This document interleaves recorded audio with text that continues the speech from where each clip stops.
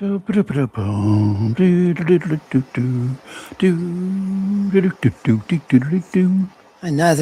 cold morning. Yeah. Happy 16th of December.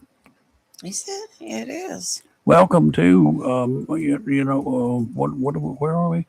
Another day of frozen, frigid weather. Reminds me of, well, never mind. Just think, by the end of the week, fall will be gone and winter will be arriving in eastern North Carolina. Finally, we'll have a season to go along with our weather. I'm Rayford Brown, and along with my PIC, welcome to Live and Local Real Talk. And I'm Lee Barrows, and good morning. I wasn't sure how to respond to. Oh, okay. I know what it is. What? Partner in crime. There you go. I knew you could get it. It's it's not even that early. Well, y'all were telling me this morning I could walk on ice, so you thought you could walk on water. Same thing, right? Well, it's just frozen water. That's what I said. Well, it's out there. Chris is out today. Yes, he's got some things to tend to. Yeah, he's got some chores to do. Yes. Good. Man's supposed to take care of chores first, right? That's right. I was enough of the baloney this morning. Get up, y'all. Get up, get out. Time to rise and shine. Get your butts out of bed. You're burning daylight. Barely daylight. Another day of what's next in the world of stupid and mean. There was plenty of it yesterday. Heck of a note as we celebrate the season of brotherly love. Whatever your beliefs are, wherever they lie, the scum on earth have stolen what we celebrate. And that's just not right. Those scums just don't belong on earth. But they exist, and they're bent on showing their butts while they create hate and discontent among us. I really, honest to goodness, believe they're doing anything they can to provoke us to stoop to their level. They want us down there where they are, so it makes them feel better. You know that?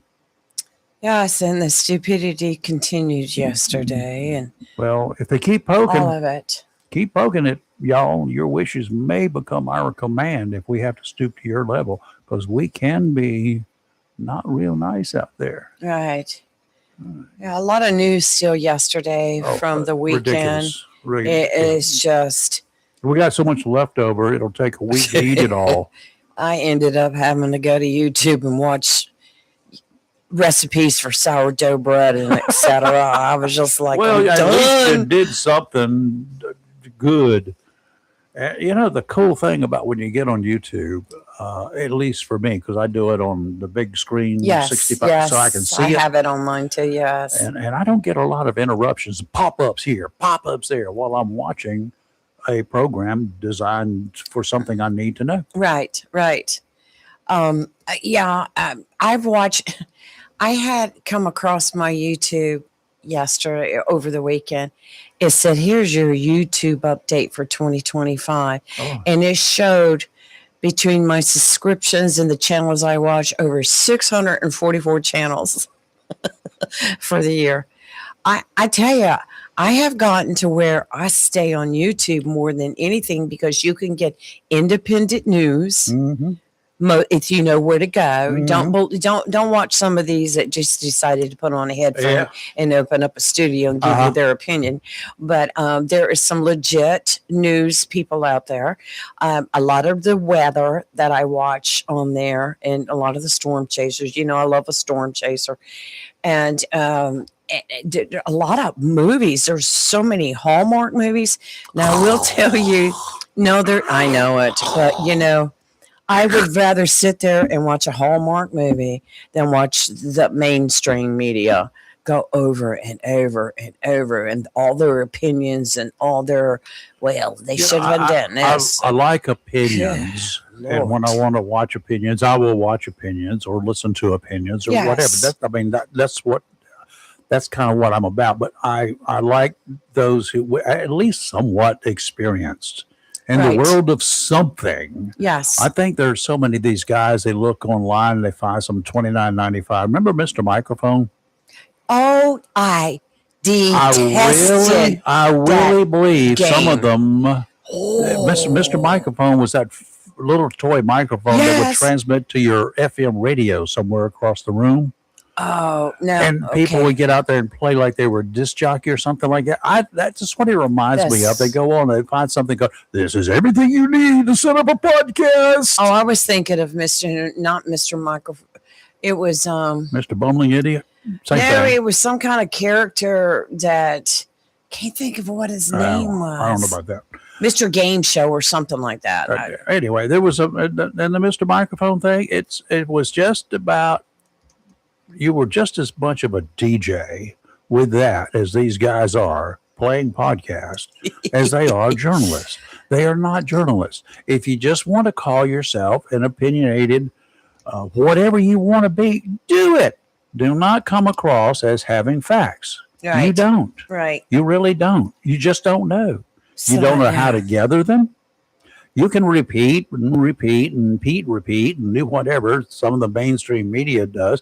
But then look at that. Do you go back and correct what they correct after they correct it 3 times? No, you don't. So anyway, I'll get off of that. Let's get to what's going on. The drugged and rebellious son of Rob and Michelle Singer Reiner, he's in the jailhouse, charged with murdering his parents over the weekend. Police say that information about the crime is limited, but that they had enough to hold Nick Reiner for the murder. He's in jail under $4 million bond. First-degree murder, I don't understand any bond anywhere for first-degree murder. You got way too much to lose, and people like him have too many opportunities and too much money floating around to disappear. Okay, I will tell you, Rafer, that since then they have revoked all bail. Have they paid his bond? Good. Yes, they've revoked. The Reiner's bodies were found in their California mansion Sunday. The preliminary cause of death is listed as stab wounds.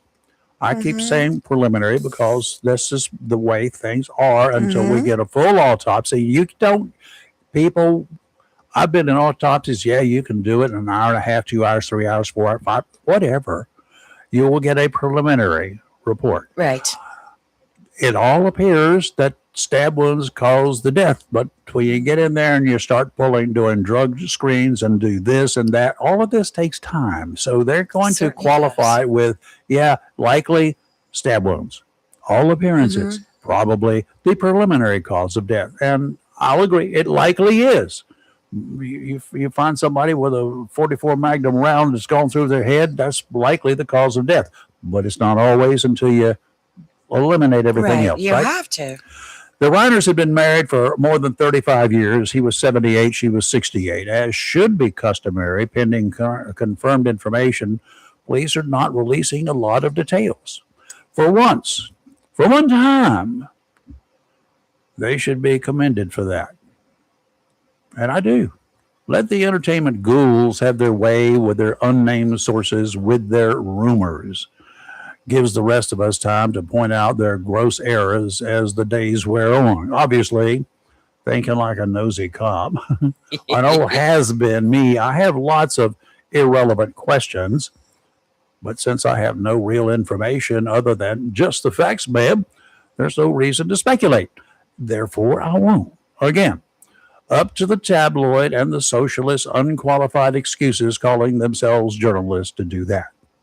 If there is anything relevant about this that you must know, please call us here at 910-333-0139.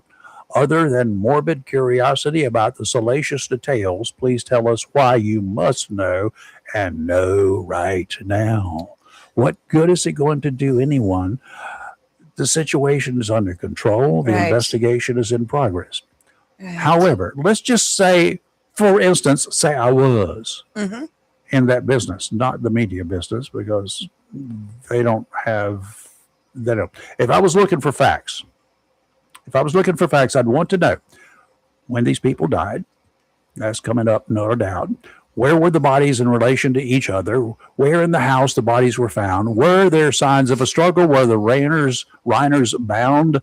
How many times were they stabbed or cut? Who was the last person other than the killer or killers who saw them alive? And when was that? Were there signs of forced entry? How were the bodies clad? PJs or something else? Did it appear that the killer or killers went through the house looking for something. Was an alarm system armed, then disarmed? And if so, Yes. what were the times? Had there been reports of suspicious people in the area in recent weeks? Had there been any burglaries in recent weeks? Have the siblings and their families been accounted for? And were they in the area at the time of the murders? That, y'all, is just part of what the cops are going through. That's Now, right. doesn't even consider financial situations with the Reiners, their suspect, or other family members. Doesn't take into account that. You got to do that too. For that alone, there's enough reason to keep mum about this case until the questions are asked and the DA offers answers. How's that for summing it up the way Well, it should be? you're exactly 100% plus correct on that. And our society has gotten to the point now when something happens, we want to know what, when, where, why, everything right then and You there. know when this started?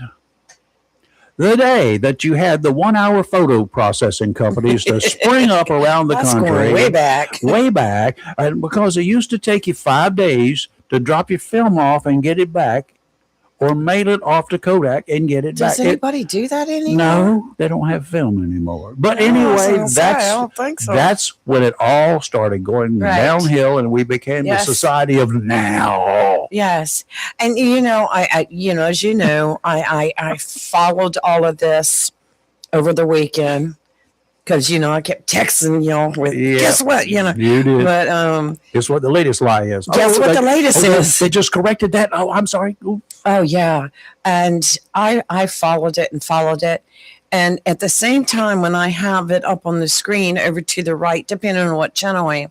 Bing dong, you know, Or the trolls and the crazy people and the legit people socialist commenting.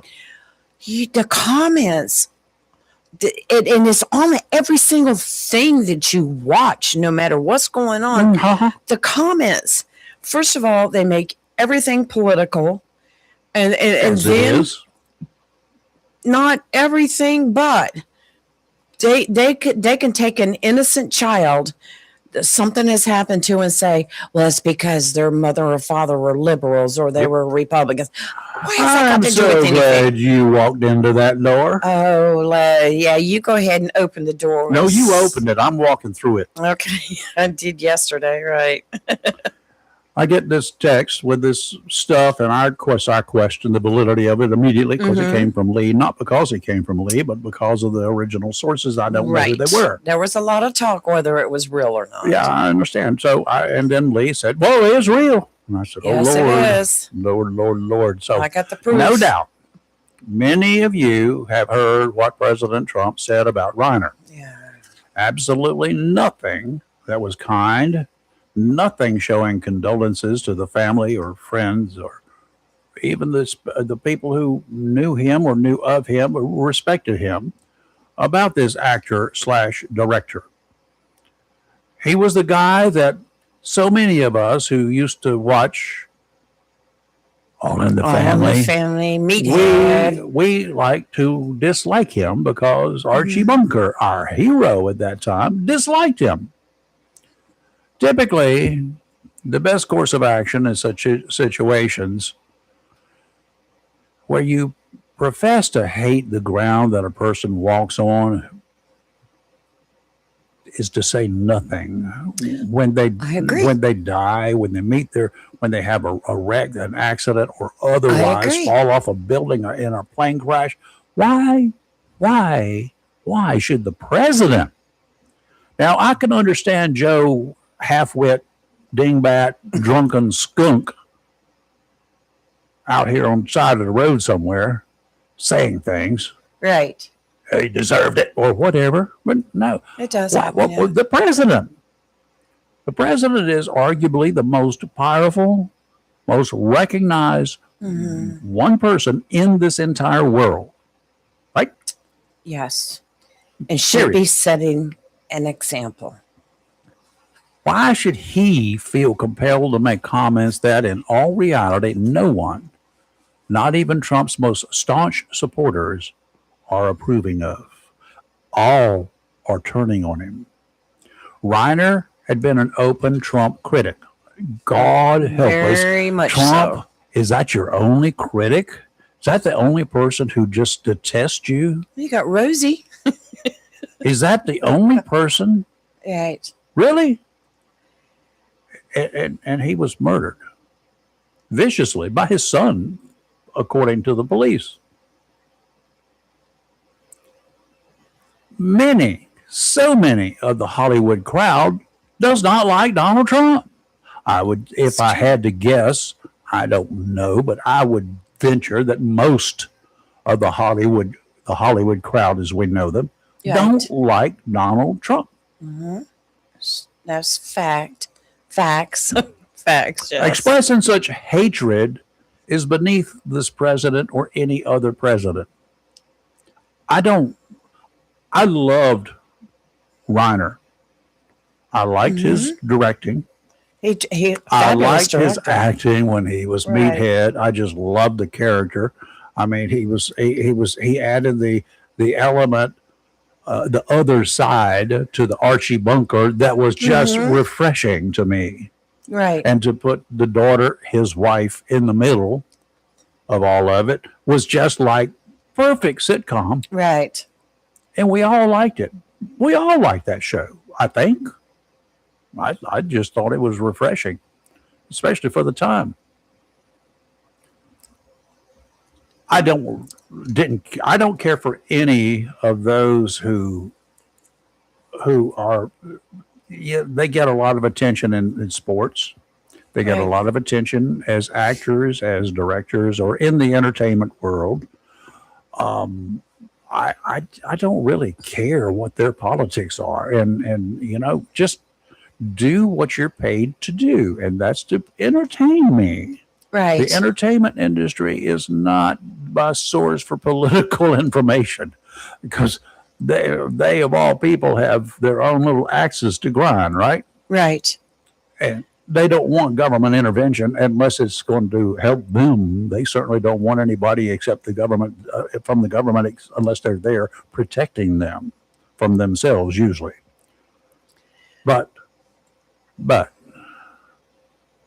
expressing such hatred is beneath the president. Well, and as would any remarks that could have come from the same crowd when Trump was shot. And we heard the same type of people say, "Oh, it's too bad he was only a couple of inches off the target." We heard that, didn't we? Yes, we did. And you know what? Those people, they went down. If they were in the entertainment world, if it had been my favorite actor, if Clint Eastwood, just pick one guy, if he had said something like that, I would have dissed him forevermore. Well, because it's our president. I don't care what your politics are. He's our president. Well, we know, as you've looked back at any of Rob Reiner's previous, he was he was on X a lot, and he detested Donald Trump.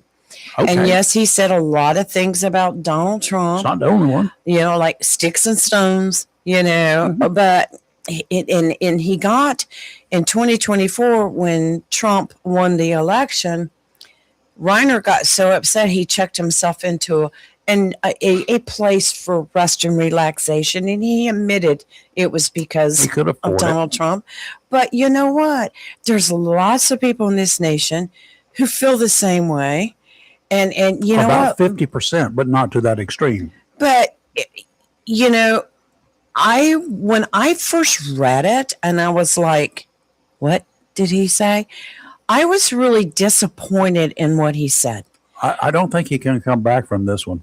I was extremely disappointed that he took somebody's death, who died in such a gruesome, brutal way, along with his wife of many years, and, blamed it on Trump. Deranged syndrome. And, I'm like, this had nothing to do with you, Trump. This had to do with a sibling, a family member, a son, a child, from what we know right now, that had issues with drugs and been in rehab over 17 times. First time when he was 15 years of age. Do you think if Joe Biden's son, Hunter, right? Yes. Suppose he had done something like this. Right. I just Would felt Trump like have been pulling for Hunter? I just feel like it was. We all know Trump is Trump, and Trump says a lot of It stuff. does not matter who Trump thinks But he is. I feel like it was classless. Yes. I feel like it was kind of out there and appalling. And being my president, I would have preferred him just don't say anything at all. Why did you have to say anything? Who are There you? was no need. Who are you to jump into this?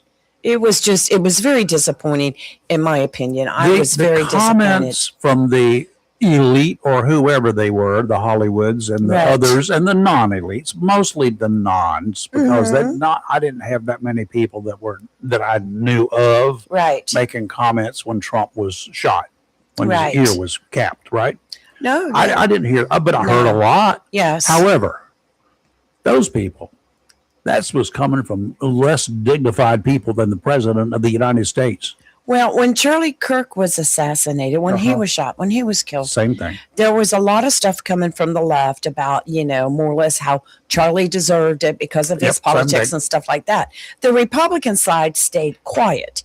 Now, this happened with Rob Rayner, and who is the very first person to say something that was not very nice was our president. Has anyone else said anything? Are y'all gonna? I mean, you were so on the bandwagon about the Democrats said this about Charlie Kirk, and now you got the most powerful Republican in the United States that made this comment yesterday. Used to be the most powerful. But I will say that I saw Mike Johnson's comment, Senator Thune, is he senator or represent Congressman? A whole Thune? bunch of people had came out All yesterday. had very nice things to say, like "We're sorry, it's terrible." Blah, I blah, blah. Leave it at that and go on. A lot of your Republican folks had a whole lot of nasty things to say about the president. Disappointment was the biggest word. They didn't say nasty. I mean, Trump is Trump. We know he just, that's the way he operates. But for me, being my president, I was very disappointed with his words. And if that is the way that Trump has to operate, then Trump does not need to be president. Now, there's a lot of people already out there saying, well, it was fake. Somebody hacked into it. No, he admitted it. No, but he admitted, I don't know if you watched the video I sent you, but I was watching yesterday when they did the live news from the White House. Oh, yeah. And one of the reporters asked Trump about it. And he said, well, Rob Rayner was a very nasty person, and he suffered from Trump syndrome. In other words, he would not let it go. He would not back it. And I'm like, just stop. He's going to hurt the entire Republican Party. J.D. Vance needs to distance himself from him. Well, I think I just was very disappointed in what he put out there. I was extremely disappointed. I'm like, you're our leader. You're supposed to be getting up there and saying, we need to stop this. We need to all come together. We need to do something for these that have drug issues and mental issues, and we need to all help each other. But no, before we get to the weather, and then I'm going to end this morning, yes, probably, and unless I can get a call from somebody who wants to prolong it. I got until 9 o'clock, y'all. I'll extend it beyond that if necessary. But I heard from the time that Donald Trump was first running in 2016, right? Right. I heard from them. Oh, the things that he was saying, it rankled a bunch of people. Oh, God, he's harsh. And I had somebody who was on the air with me and said, well, that's just Trump. That's the way they are in New York. That's the way they are in New Jersey. That's the way people are. That's the way Trump has always been. I don't care. That is not the kind of actions or activity that we need from a president. Let me just do this. Let me ask you this one. Would you say the same thing about Adolf Hitler? Well, that's just the way Hitler was. He liked to kill Jews. So we just have to forgive him for that. Was that okay? No. Well, Rayford. How about Eichmann? Okay, he did it. How about Gacy? Would you forgive him?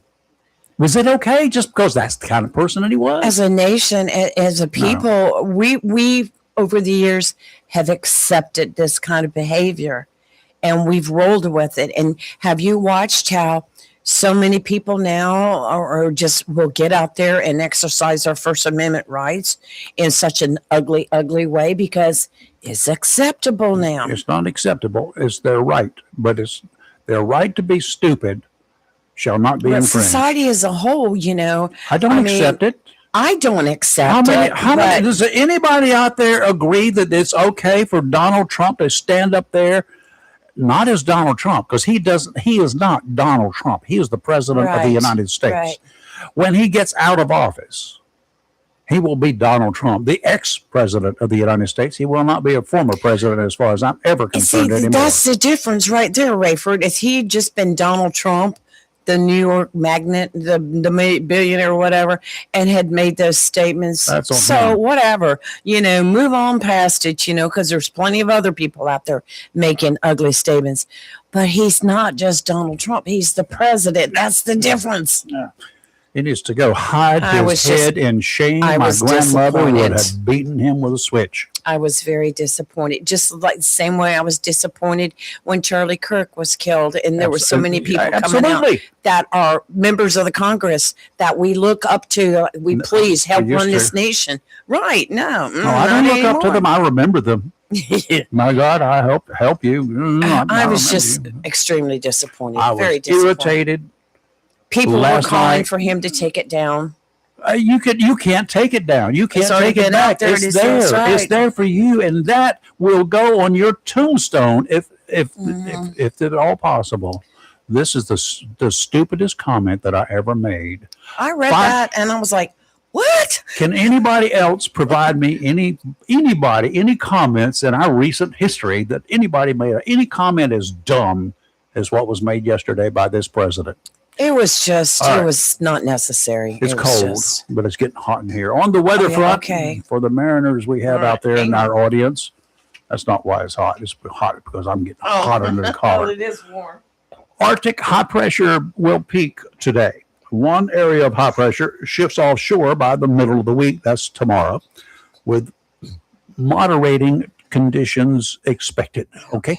This will be followed by another strong cold front moving through Thursday night, and nice high pressure, though, for the end of the week, end of the weekend. It's going to be up and down, up and down, up and down. Today, out to 20 nautical miles, westerly winds 5 to 10 knot seas, 2 to 3 feet at 10-second intervals. Sounds and rivers of light chop.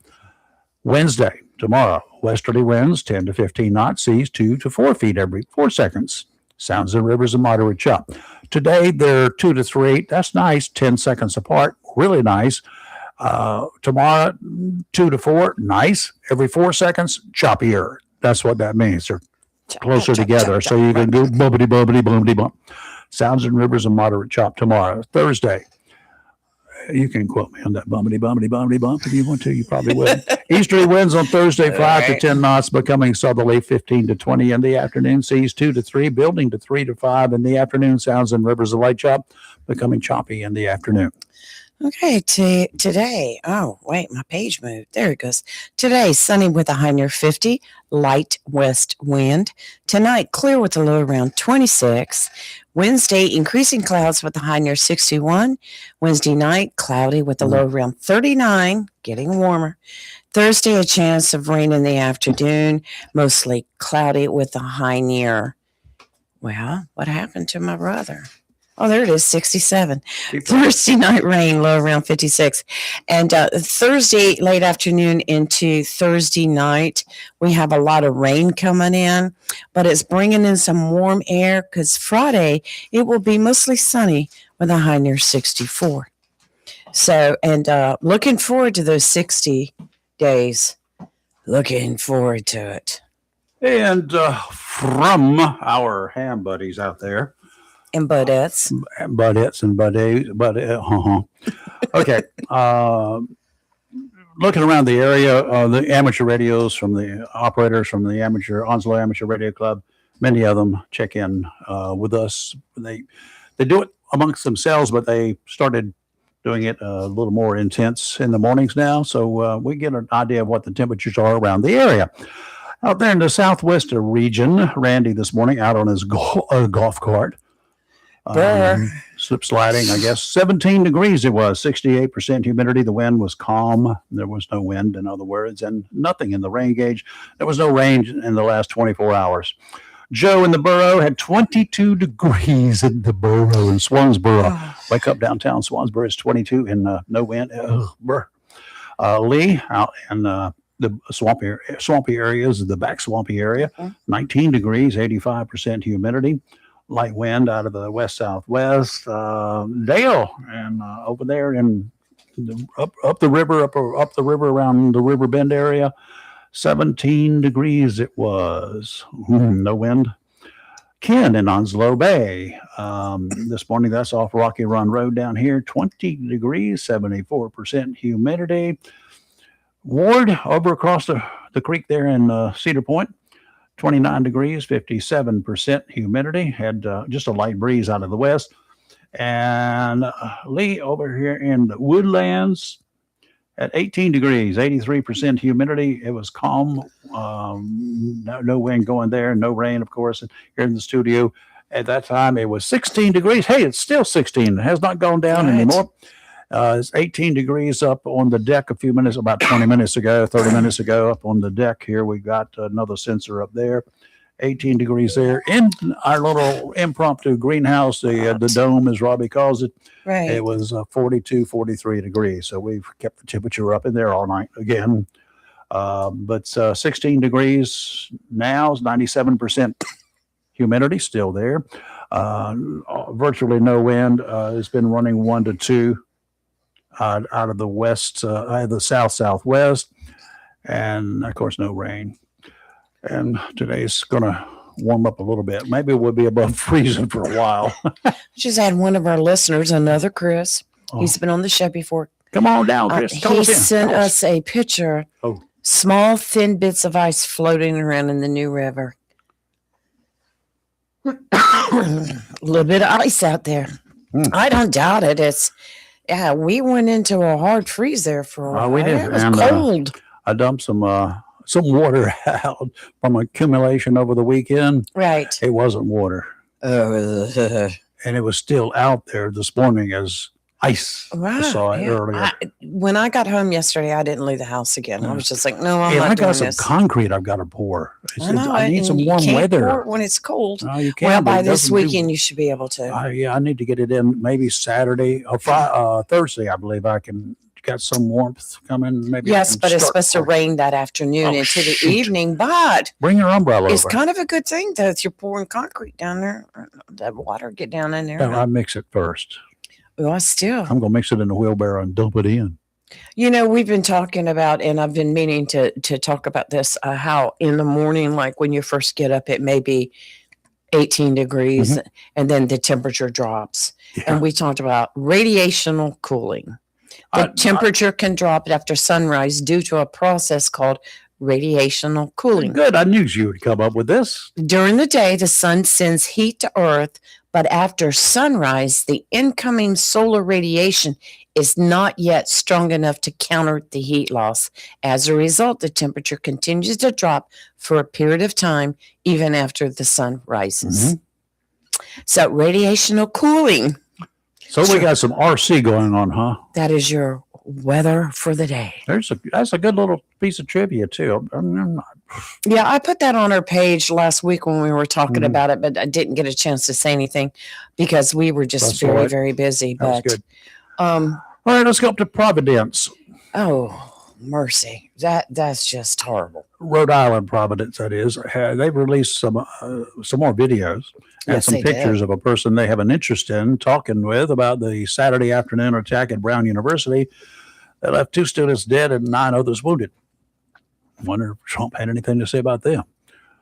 The shooter, armed with a 9mm handgun, opened fire while students were taking end of the quarter exams in the Barrows and Holly Engineering Building on the campus. Police and FBI agents zeroed in on a man they picked up for questioning in their early morning hours of Sunday, about 11 hours after the shooting occurred. He was released Sunday afternoon after police could not tie him into the shootings on the campus 20 miles from where he was staying in a motel.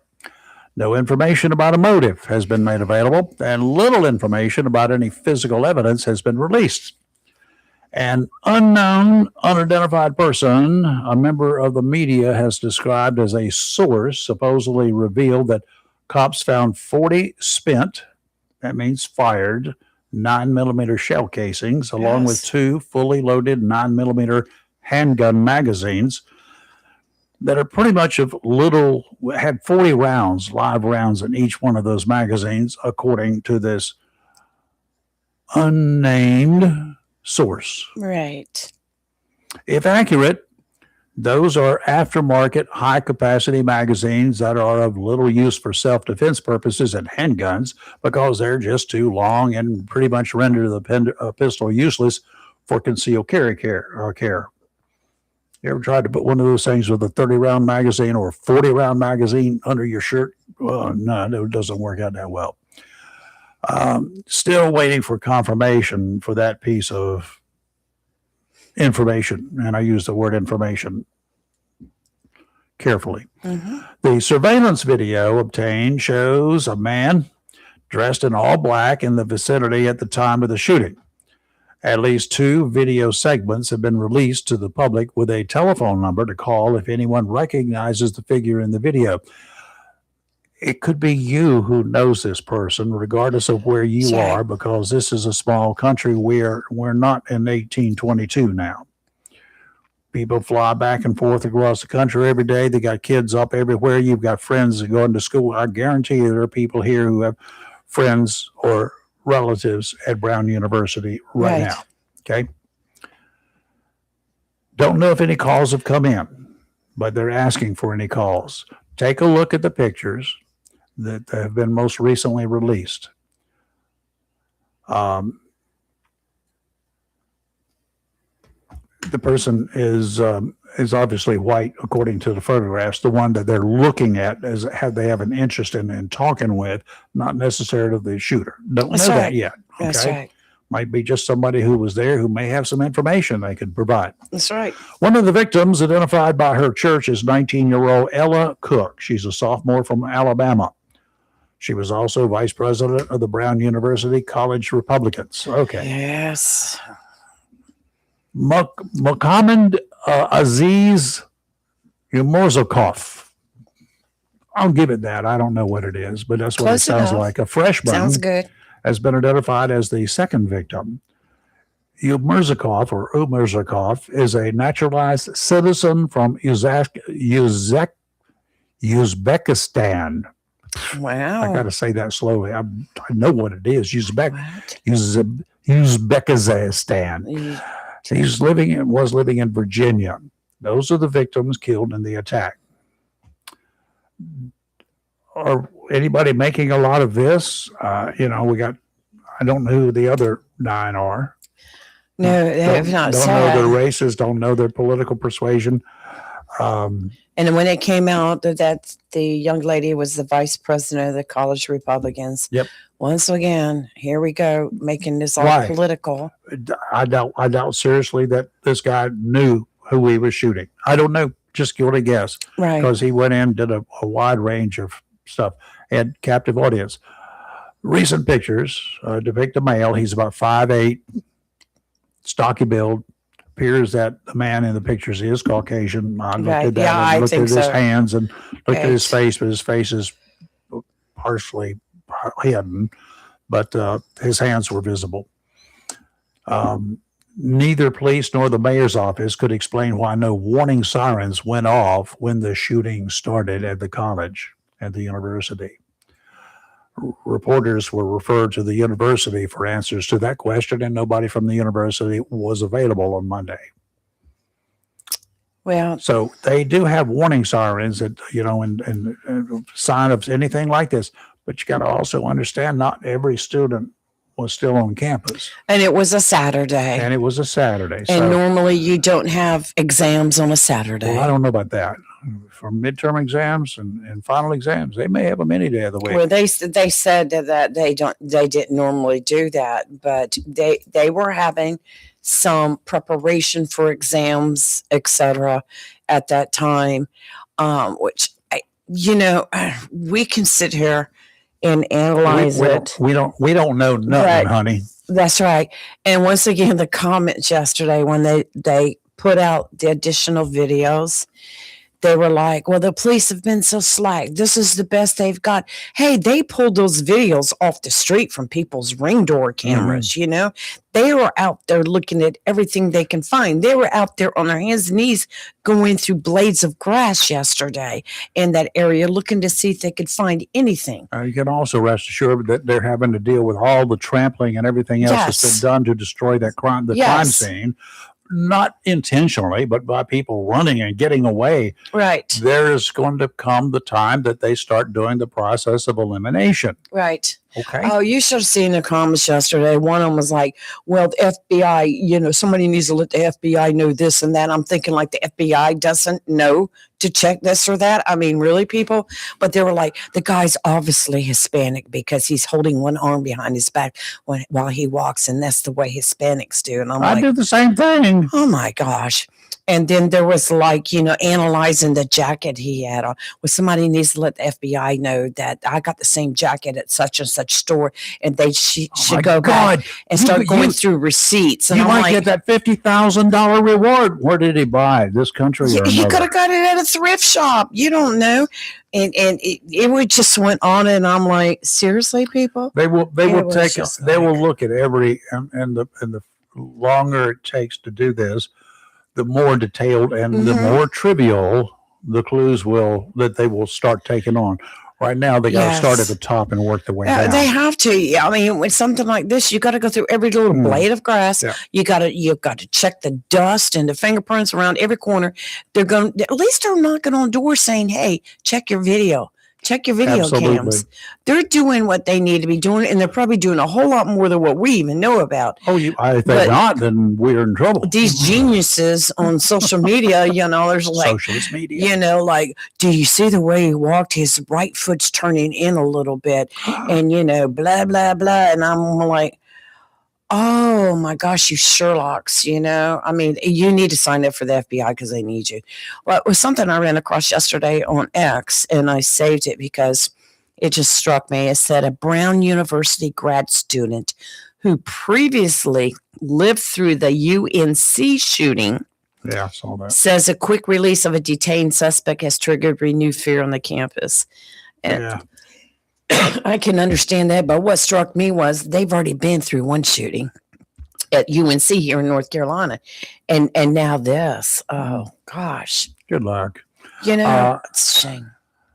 And lightning will strike twice in the same place. It was a guy in Jacksonville some years ago, back in the 70s or 80s. He was struck twice by lightning. So he made a lot of news.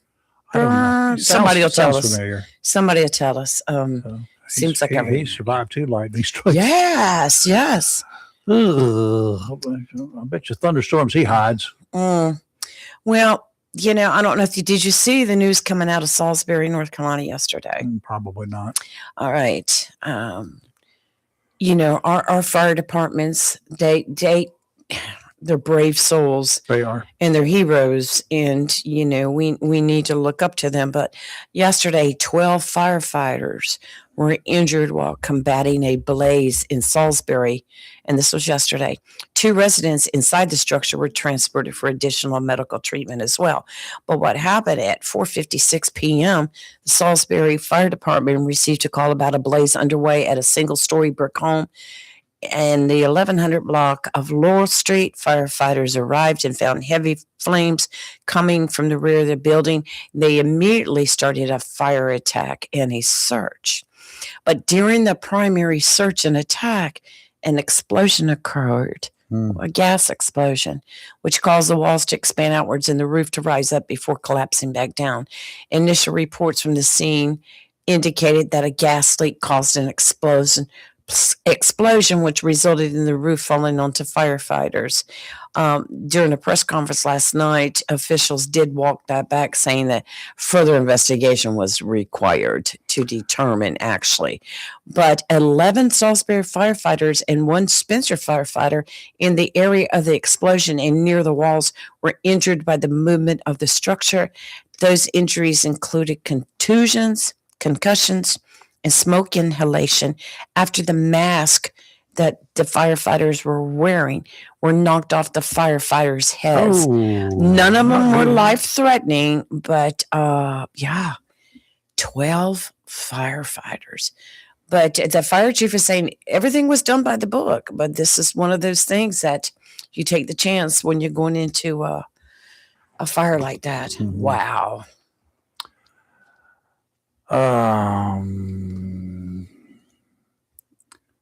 I guess Eric or Kirk is her and Candace met yesterday. Or taking on a chill pill for a while, right? Well, Candace Owens, we all know who Candace Owens is. She's been putting out a lot of conspiracy theories about the murder of Charlie Kirk. And she's gone nuts.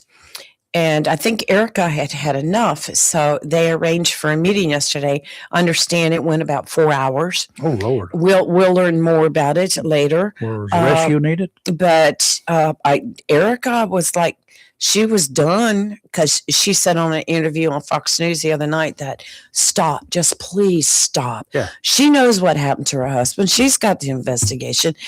People like Candace Owens starts all these stupid conspiracy theories, and trying to say like Turning Point was part of the assassination, and it was just. I mean, really, this woman lost her husband. Children lost their father.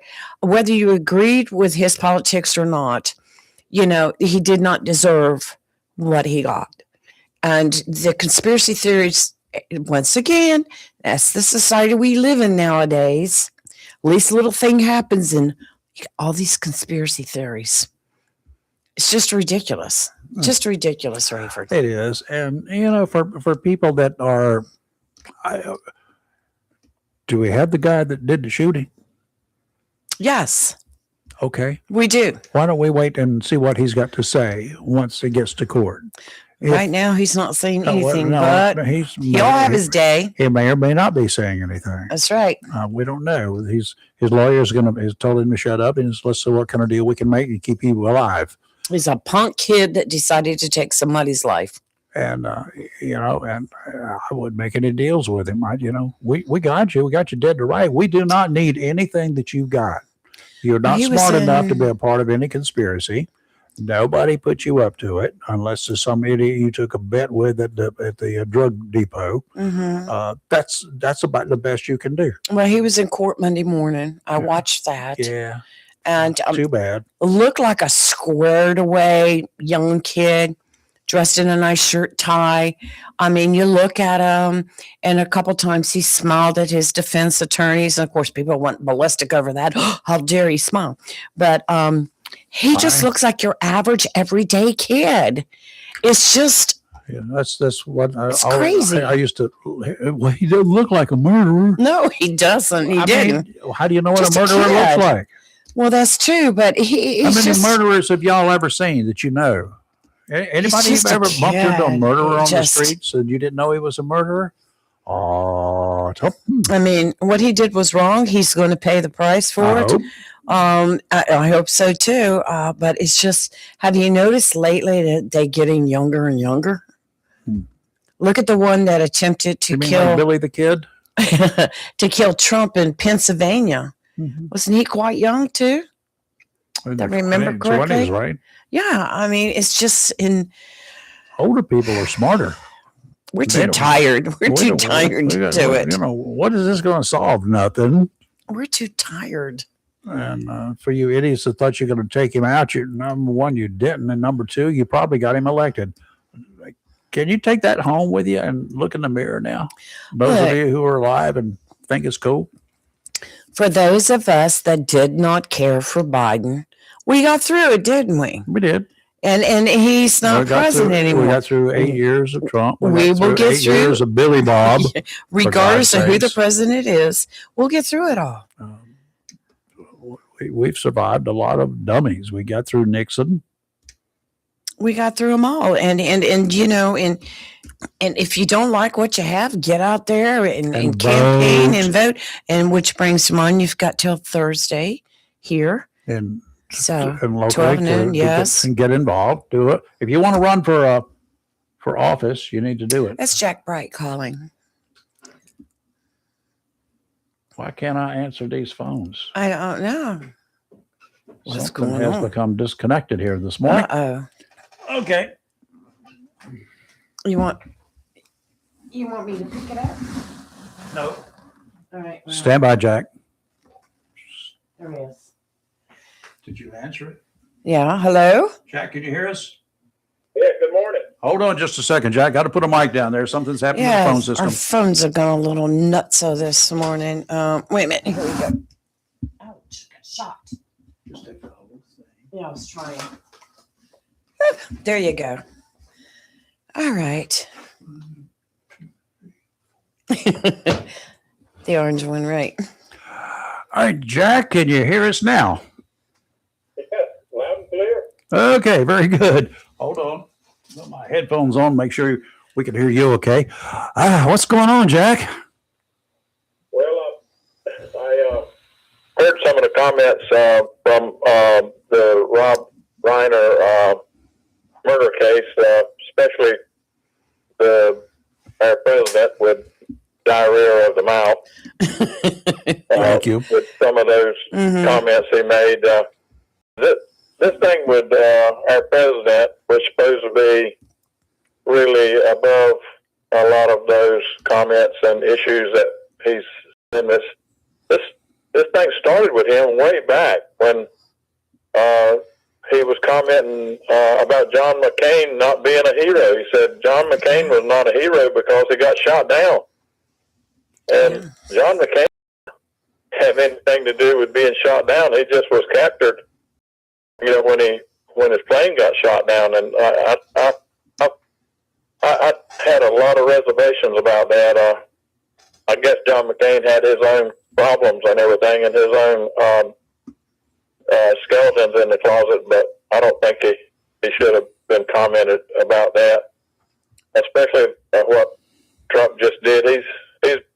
He's got a habit of doing that very same thing. He just speaks before he thinks, and I think it just comes out. He just can't help it. Mm-hmm. Well, he can't help it, but he just won't do it. He thinks he is holier than thou. He does that. He really does. And I do not dislike some of the things that he does. Most of the things that he's done as president, I concur with. Unfortunately, all of his good is becoming less and less important when compared to all of his bad. That's true. There's some other concerning, not necessarily with Trump, but except for the tariffs cost. Those tariff costs are passed on to the people that have commodities that's being shipped in from other countries. And the other countries are not paying it. It's just our country is charging that tariff cost to the businesses here, and the businesses has to pay that tariff to the Treasury Department of the United States. Now, the United States is getting the big benefits of the tariffs and beefing up the reserve funds. But those companies that having to pay those tariffs, about 90% of the time, they're passing that cost on to the consumer, and the consumer is paying the price of the tariffs, even though some of the companies absorb some of the tariff money increases. It's by and large being paid by the consumer. And even though our gas prices are down right now, and diesel prices costs are down, and I think you can talk to Tim Thomas about this. But when the diesel prices went up so much, it caused transportation issues to increase. And these companies, in order to pay the additional cost of transportation, they had to raise the price of the products. Mm-hmm. And now that the diesel prices have gone down, the products are still lingering in the high range, and people are still paying those high costs. If you know, don't take my word for it. Go to the grocery store or go shopping, and the country says, our economy says, people are spending more money than they did ever before, and they're shopping more. Shopping is up. It's because it costs more. But the reason it's up is because people are paying more. They're getting less or buying less, but they're paying more because stuff is costing more. Absolutely. Jack, you know, you and I, we could remember back when we spend $25 at the grocery store, and it would take, it would fill up pretty much the back end of your station wagon if you had a station wagon in those days. Today, I can carry out $100 worth of groceries without using a cart, leaving the store for things that I normally get. Absolutely, you are right on target with that. We go grocery shopping and barely covered the bottom of the shopping cart, and the bill is $150, sometimes $180. Yep. Depending on the products that you have to have. But I remember taking my mother to the grocery store in New River, and we'd filled a whole trunk up of my daddy's '63 Ford Galaxy. Absolutely. Shopping bags. And it would be like $22. Uh-huh. And my mom was fussing about it, saying groceries are $22 now. And now you get one bag now, and you got more than $22. But another thing that really is coming to light, and it will hit really hard. It's coming, and it's coming hard and fast. And I learned my lesson back years ago when I was a teenager. I opened up a revolving charge account with Sears. And man, I'd go into Sears and I'd use my revolving charge card, and I could buy anything I wanted and only pay $15 a month. But the only thing I was paying for was the interest. I was never paying on the principal. Absolutely. I learned my lesson hard. I had to end up going and taking a loan out to pay for that revolving charge, and I never got another credit card since then. Only cards I have now are debit cards that pay for whatever I need whenever I buy it, and it's paid for out of my account. Mm-hmm. These young people now are maxing out those cards, and they're going and getting more cards and maxing those out. That's actually going to come to a head here pretty soon. And I don't know what the solution is to that, because this charge and using plastic all the time is not going to be good for our youth and the people now struggling to make ends meet. 22% interest on some of these cards. Yeah, well, they're like 30 now. 30% interest. I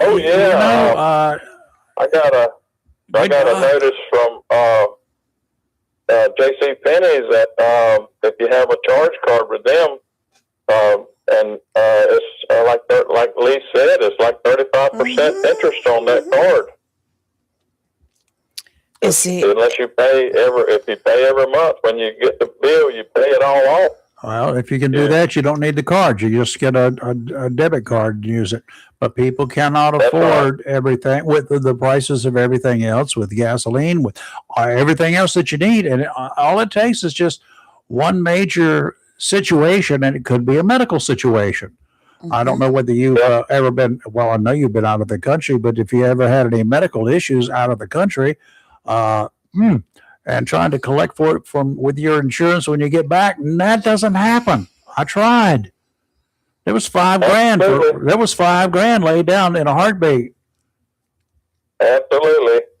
The other thing that's concerning to me is I've had several family members that's been minor traffic accidents, and the other party, their driver's license and their tags and their insurance has been expired, and expired not just in a few days. Some of them have been expired for over a year. Yep. And when you get involved with someone like that, your insurance, if you've got uninsured motor stuff coverage, it'll pay for your damage, but down the road it will cause your insurance to go up. Yep. Your premium. So, what do you know? Should there be a a profile, or should there just be a regular instead of holiday click it and ticket things? Should there be just some opportunities to go out and look for these people? I would not suggest doing those events at nighttime. I would strongly suggest doing them at morning commutes. Because that's when you're going to find a whole lot of, and I know that for a fact, a whole lot of uninsured people whose licenses have expired, tags have expired, and they have no insurance when that happens either. And, that's the best time to nail them and take them off the highway. Seize the car. Well, there used to be. I don't think any agency is concentrating on it now, but there used to be a state agency called the Department of Motor DMV officers. Yep. And they went out and actually hunted down these people with expired tags or revoked tags, and they actually went and physically removed them from the vehicle. Yep. But now, if you see an expired tag that's been expired for several months, good chances are that they got the renewal notice, and they have to pay their property tax before they have to pay the property tax and the price of that tag renewal before they can get a renewed sticker. Chances are those people are running around with no insurance, no valid driver's license, and have not paid their property tax. You're right. Absolutely. It's getting to be an epidemic, and I think I talked to Mike Causey about this, and he was saying that around, I forgot the exact number, probably need to check with him when he calls in, but I was thinking he was saying around 30-35% of the cars on the road now fit in that category where their tag and insurance is expired, and sometimes more often their driver's license. Well, if they can't get insurance, or if they lose their driver's license, they lose their whatever, it all spirals. It would really be wise if the reporters who are out there, if y'all ever wanted to do a great story instead of here's how many DWIs they caught at this checkpoint, and just run some numbers, go ahead and pull the names of the individuals that they got, because there are very few DWIs now at checkpoints. They get them for everything from seatbelt violations to unrestrained children in the back seats of cars. No excuse. I pulled the results of one of them one night just to see. And that was not that long ago, by the way, a year or so. And then you find out that, guess what? They got all sorts of other issues involved, but they get the opportunity to drive away with the car.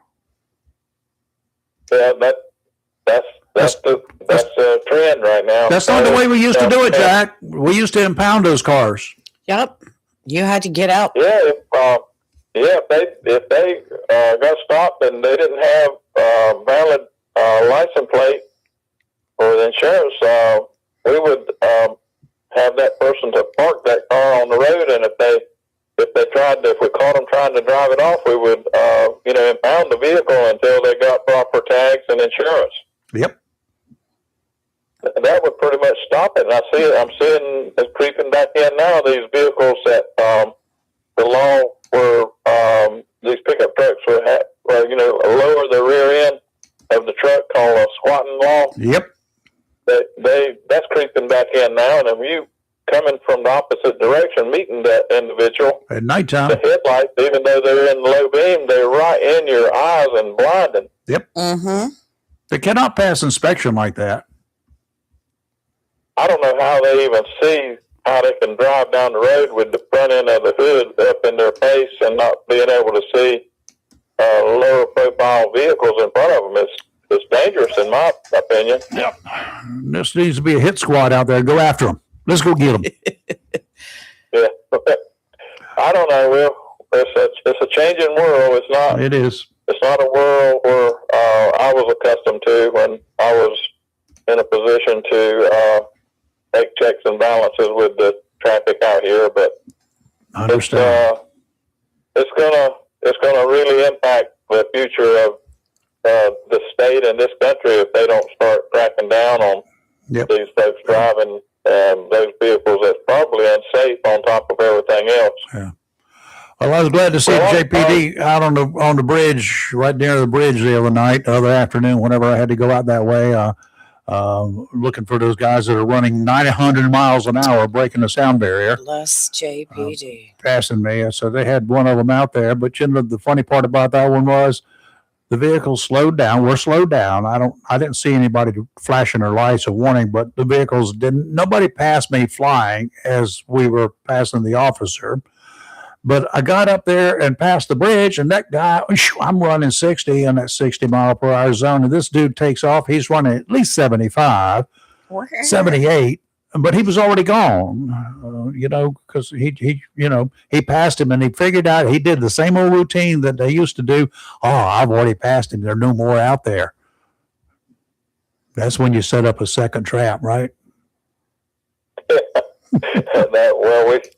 We had all kinds of tricks that we do with enforcing speed law and stuff. But anyway, another thing that I've been seeing traffic-wise is people you pull up to a traffic light and you look over in the lane next to you on both sides and you find someone with electronic device texting and not paying attention.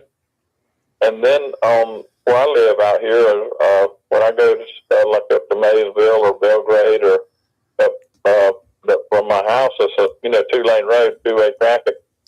And every time I get on the road, there's somebody coming from the other way on my side of the road.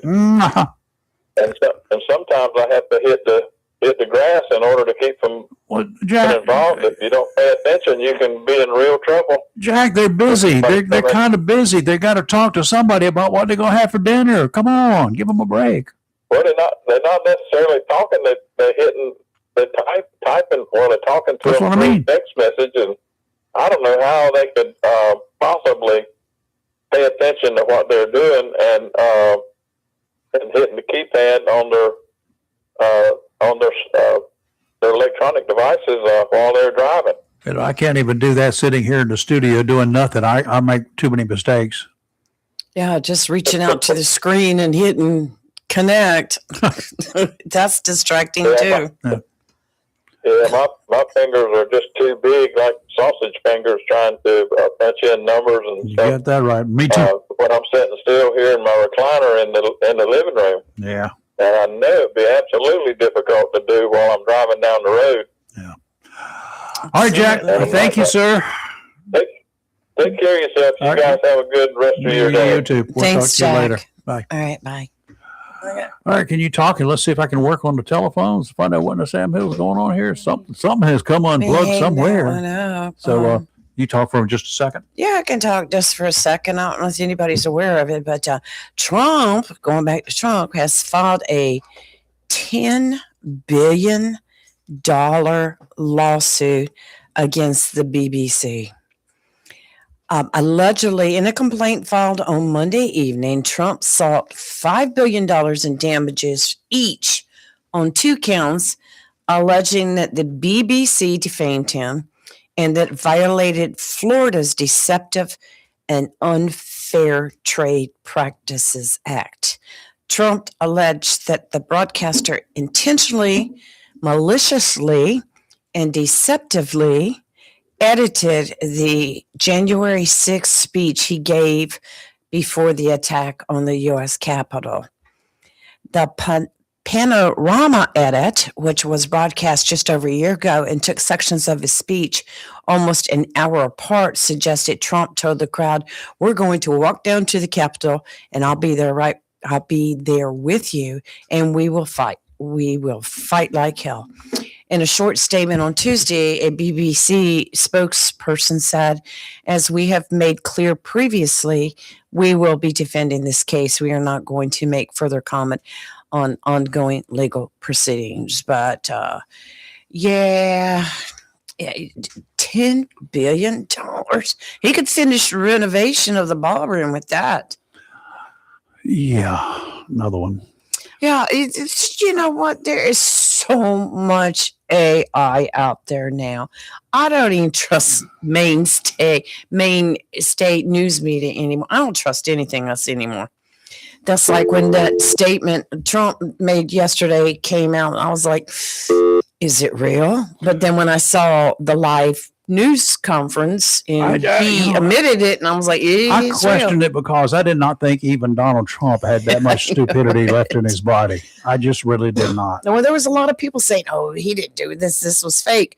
But I would have hoped so, but I was fearful. But when the news asked him, the news correspondent asked him right there in the White House, and he was like, "Yeah." I'm like, "Okay, yeah, buddy, I said it. I meant it." Or worse than that. Well, guess what? What? When all else fails, what do you do with electronic equipment when all else fails? Plug it back in. No, you hit it. Okay. I didn't, but I did unplug it and plug it back in. Usually that'll work. that works. Well, quite often, and what occurs with this electronic equipment that's out there, if anything blips, it's set up that when it's plugged in and you turn it on, or sometimes like this equipment here, it just plugs it in. And when you do that, everything is set, and it has. And if there's a blip, I mean, just there are things that happen on telephone lines. First of all, we'll do telephone lines. There's little transient noises that happen, and that can screw things up. Just a little tone and that you don't even hear. It could be subaudible. It could be super way up there. It could be a dirty piece of power coming in for a second, split second, or whatever, that can just send a transient piece of noise across and shut that system down. Unplug it, give it a few seconds, and plug it back in. Let's see who this one is. It's Timmy. It worked. Hey, Timmy. Hey, buddy, and that's one of the reasons I called you, because I was sitting here listening to you talking about the phone was messing up. Yeah, it happens. And you said, "I think I got it," or something like that. I said, let me. He did. He fixed it. I got it. I was going to hit it with a hammer, but I couldn't find a hammer. I've been saying that the whole time. Big Rafe is the man. I couldn't hit it. I couldn't find the hammer, so I had to unplug it. Generally, remember the days when how many people went across the area that when your TV was not working right, you'd hit the thing, you'd slap it, and come back to working. Yeah. Daddy said you jarred a tube back. Pretty much. You could bad high resistance connections, all sorts of stuff like that. Right, for we were our parents' remote. Well, that too. I mean, get out, hit the TV, get up and turn the channel. Go outside and turn the antenna. Yeah, rotate that antenna out there. I remember my daddy talked about when the first remote control TVs come out. He said, I can mess people up when I go in their house. I said, how can you do that? He said, I can take a spoon or two spoons and flap them together, and I get the sound just right, channel change. Okay, now see that in the kitchen working on something. You're absolutely right, because what those were in the original remote controls, so they use ultrasonics, and ultrasonics is it's the same thing that is in a dog whistle. The high end of the frequencies that you cannot hear that are so high in the 25, 30, 40,000 cycle range, hertz, they call it these days. And I won't do that to my dogs. Range. Well, it doesn't hurt them. It's just they can hear more than you can hear. In fact, I won a science fair project, and when I was like a junior in high school, and with an ultrasonic detector and an ultrasonic transmitter that I built, and the detector was basically a receiver, and it would hear sounds that we did not hear. And I used a dog whistle as an example. It could hear the dog whistle. Okay, now the other thing that you would be amazed at are the sounds that you hear, like from a fire, that are not sounds that you can actually hear because our ears don't listen to that. There are some weird noises in a fire. There are weird noises in just about everything. I that don't we need to can't be hear. near a Thank goodness. I Well, believe we used to get word if we had a house fire that made it to the master bedroom because we knew there was guns around, and a lot of people would keep their ammunition in the master bedroom, right, in a drawer. right. And because you would, if anybody knew, you'd ask them. We'd be in there fighting the fire. Where's your ammunition at? It'll be here in a minute. And that was, yeah. Oh yeah. Now, and the thing is, you do know that some of those they will explode, but the ammo that is not contained in a chamber, or the bullet that doesn't pass through a barrel with the gases behind it, it doesn't have the killing power, of course. Yes, it can bang you, and it might. I doubt very seriously if it's going to. Might put your eye out, but I doubt seriously if it's going to penetrate. Yeah, but it scared the tar out of you. You play that when it go off. If you don't believe this, guys, go ahead out there and get yourself a pot. Just get yourself a pot, a thin pot. You could do it with a soup can if you want to, and just enclose it. Put something on top of it, enclose it, and put it on a little gas burner out there, and put a bullet in it, and then back away, a long ways away. I would suggest a smaller, like a 9mm or whatever. If you want to see what will actually happen, yes, it'll go bang. Yeah. It'll go bang, but it won't penetrate the can. It's just these things are not. They don't come out with, and that's at point blank range. Now you get about 10 feet away, nothing. They go. That's the kind of noises you hear. But you're absolutely right, because there may be some things like. Some people used to do, a lot of people would reload. Now, that's where you got something other than a little bit of powder in a bullet. That's where you got a pound or two of some high velocity type powder, some 2400 or some fast burning stuff like bullseye, which we used to use in small things for target shooting. You have some of those things that if are contained, they'll go bang, bang. And they are like dynamite. Or more. It used to bother me. I mean, if I'm, the house was on fire and they were reloading. A lot of people back in the day would take what we call the high brass 6 shot. Yep. Number 6 shot, and they would fill it with number 8, and they go dove hunting with it. And you can reach out there. You can buy like AT&T. You can reach out there and touch it with that. So that had a whole lot of powder in it. So you could sit there, man, he looks like he's 100 yards away. And the guy throws the gun up, boom, he's off dead. I said, my goodness. Wow. You know what he's using. I don't know whether you ever saw any of those full brass shotgun shells or not. The military used them. Yep. They were. My daddy had a few. They were brass from one end to the other, and you could really load those suckers up until you had a mortar on your shoulders, and you paid the price when you did it if you ever pulled the trigger on it. Yep. I remember Daddy had a little few of them when I was little, and I asked him what he said. Boy, hush. I got that off the base. All right, okay. Yeah, enough said. But yeah. But I was listening to Jack, my buddy Jack. I'm glad he got on the phone, and he was exactly right about the groceries. Groceries don't come down as quick as they go up because it's called anticipation. And just as soon as your fuel prices and stuff go, first thing happens before the grocery store actually fills it, they'll shoot them on up because it's called anticipation. And when the fuel prices start coming down, well, they've already paid that kind of money for them groceries that when they did go up, so they've got to recoup it. So they got to wait until they get that stock sold. Well, and the stock comes in and it comes down. Here's the problem with that. Let me change that. Here's the problem with that. That anticipation, they charge more for it before they have to pay for it. the higher prices. So therefore, they don't take that into account as being extra money that they get. That's just extra profit when they do that. So that argument doesn't even hold. The gas stations do the same thing. We've already got 2,000 gallons over here that we paid, $3.10 a gallon for. And yes, the prices come down, but we got to recoup all of that before we got to get some fresh gas in here first. But when before the price went up and you knew it was coming up, you had 10,000 gallons over here at $2 a gallon. Did you wait till you sold all that 10,000 gallons over here at $2 a gallon before you raised the prices? No, you raised the prices as soon as you heard the price was going to go up. Duh. Yeah, and it's like, what was it? Worley's was a big company way back in the day, and the gas man would come in and he'd give them the gas bill. Yep. He said, okay, next time we come in here, it's going to cost you this amount of money. Yep. So what did they do? They raised the price. Straight to the pump right then, raised the price. And they said, well, that way we can afford to buy the next bag. Yep. Yeah, okay. Yep. Gotcha. That's the way it works. Middleman's going to make it.